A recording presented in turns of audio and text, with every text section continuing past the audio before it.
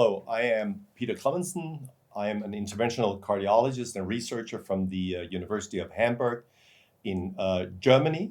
And I'm just so happy to be here at India Live 2024. And we're going to have a dialogue about the European Society of Cardiology and the associations. I'm representing the Acute Cardiovascular Care Association of the ESC. And I'm also very pleased to have here with me the coming president of EAPCI. So, Alaide, why don't you introduce yourself? So I'm Alaide Chieffo. I'm Professor of Cardiology at Vita Salute San Raffaele University and San Raffaele Hospital in Milano, Italy. And as you said, I'm President-elect of EAPCI, which is the European Association of Percutaneous Cardiovascular Intervention. So tell us, maybe for an international audience, everybody knows the ESC, the ESC Congress, one of the largest conferences in cardiology in the world. And but you also have your own association, or the EAPCI is established, old association, and you also have your conference. And when is that going to be?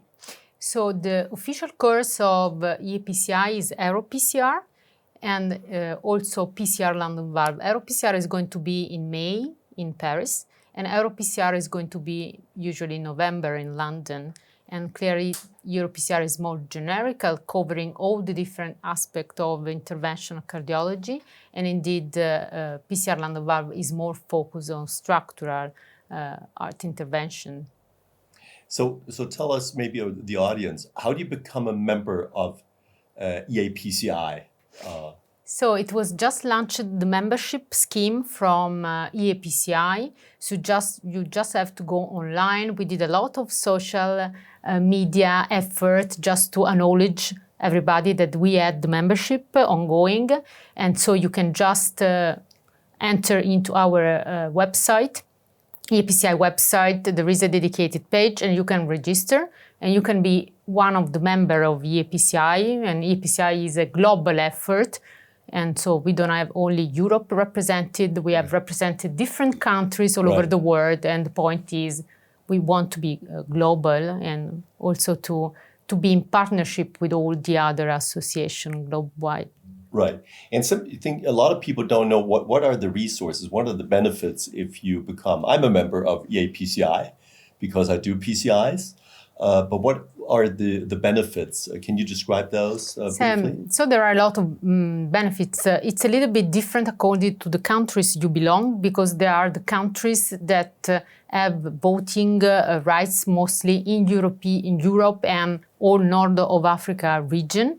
But also the others can have access to a lot of benefit. They can have access, for example, to early bid registration fee for AeroPCR or PCR London Valve. They have also access to the EAPCI PCR textbook.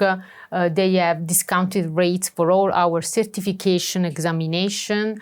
They can also participate as members in our committee, and they can, furthermore, they can participate in webinars. They can participate in our journal club, that is something new that we launched that give the possibility also to talk with the authors, the first author of the most important papers that have been published, and much more. And by the way, for the ones that are international, we launched in last edition the online coaching program. So we do have a mentor and mentee relationship. Right. So you have a mentor that can help you in your clinical revision of cases. We can share cases and give us our opinion. They can work on research with us, writing papers. I had a very talented interventional cardiologist from UK last year, and we wrote together several chapters and papers, and it was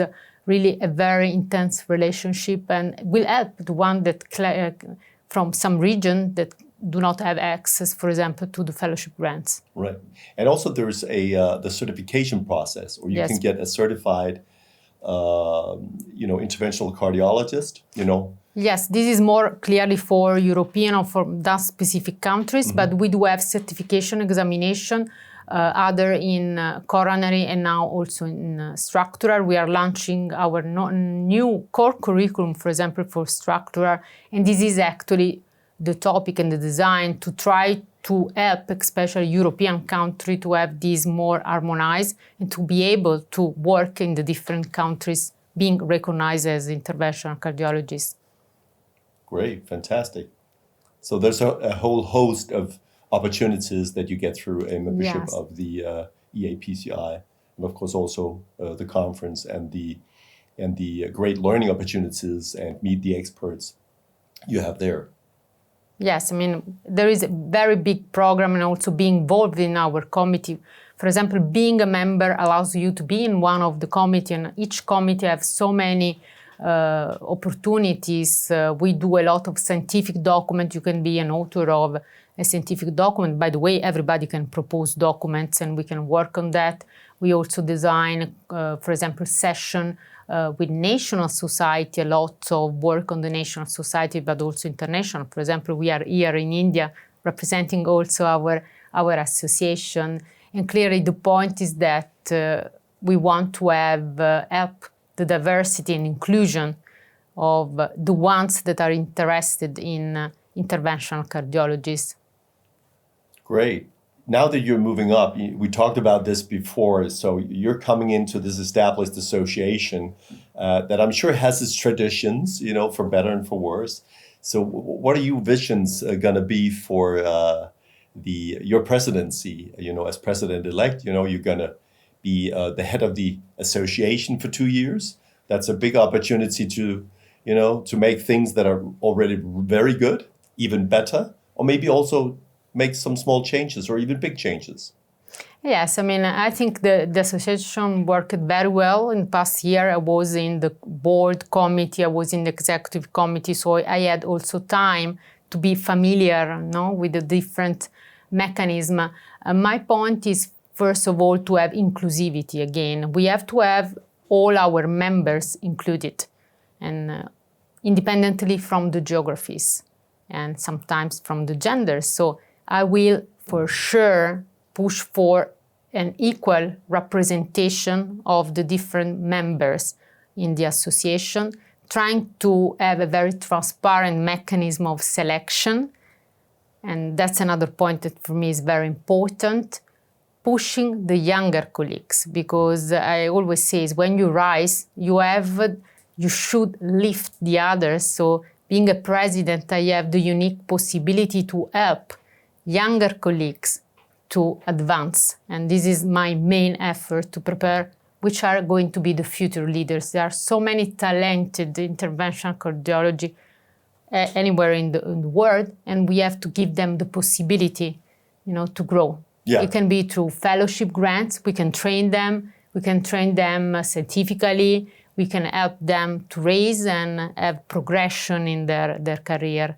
And clearly with a glimpse always to international, because we are one world and one community. We are all interventional cardiologists, and not only opening to the world, but also opening to other association and specialty, just trying to reflect what we do in our everyday life with a multidisciplinary approach.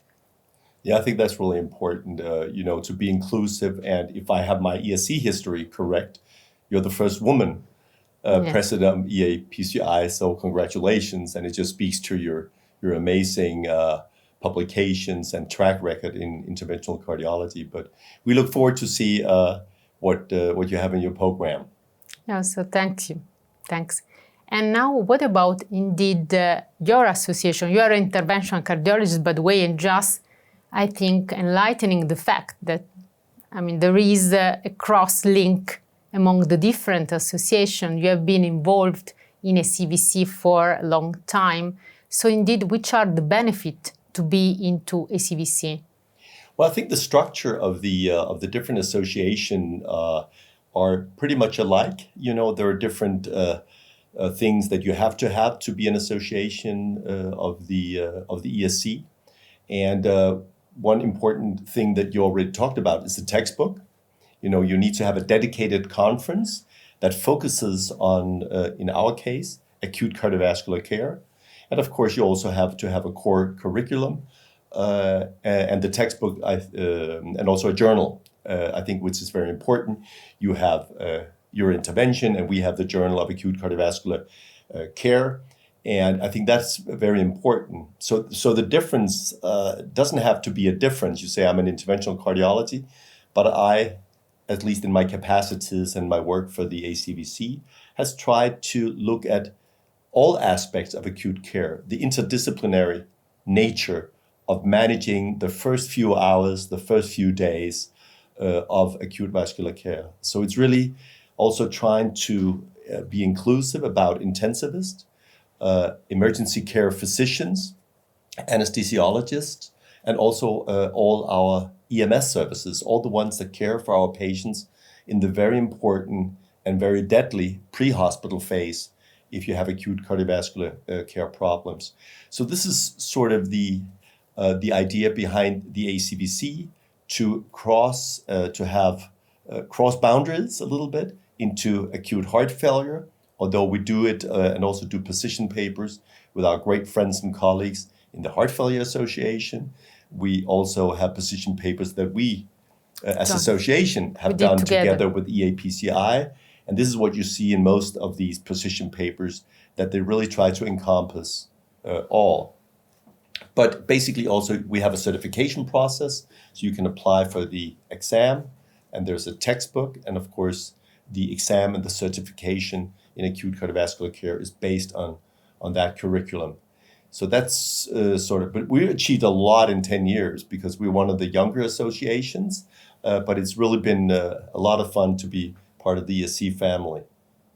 I agree. I mean, also because it gives us the possibility under the European Society of Cardiology to see the different aspect of cardiology, and that's very important. Also to cross-react and cross-link with all papers and documents that we can do absolutely together. Yeah. That's the main message.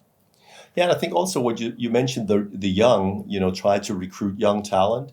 So we appreciate and we're really grateful that we have some of the youngest memberships within the ESC family in acute cardiovascular care. And I think that's because this is where a lot of people in training start up. They start, if they like acute care, they start up in the emergency room, attending or being educated in the ICU and the CCUs before they sort of mature and go into one of the subspecialties.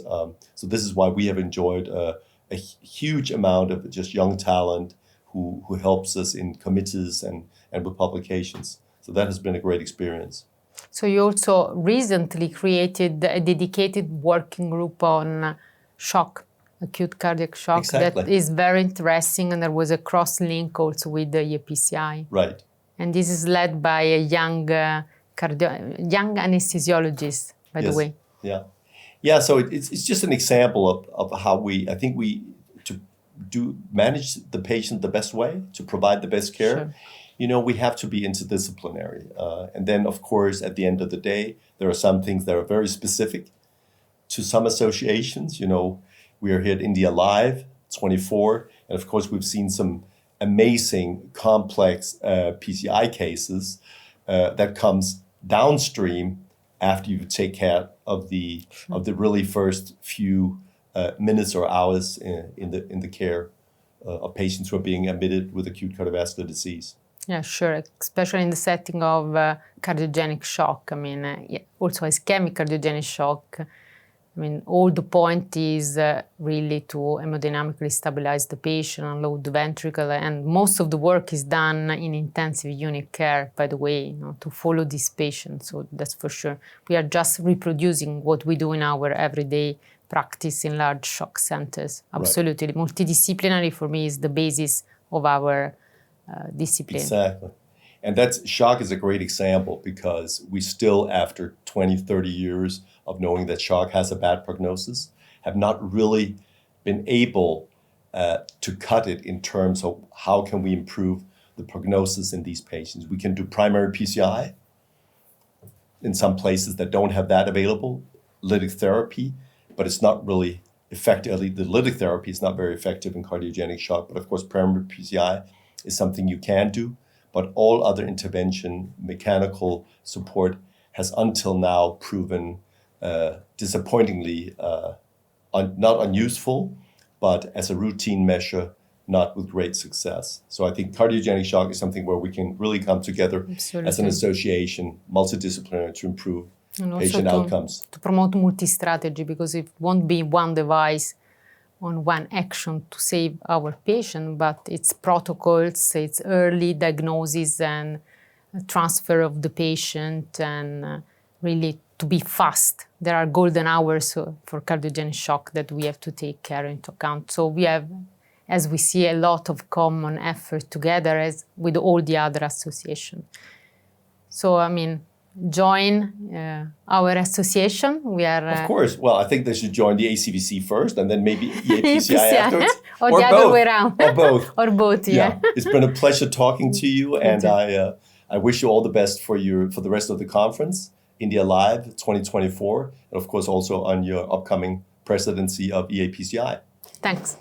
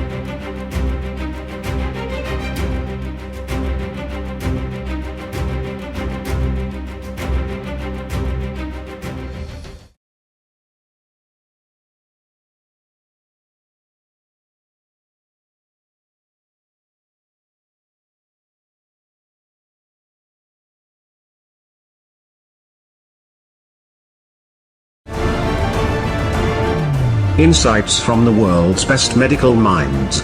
You are watching TheRightDoctors.com.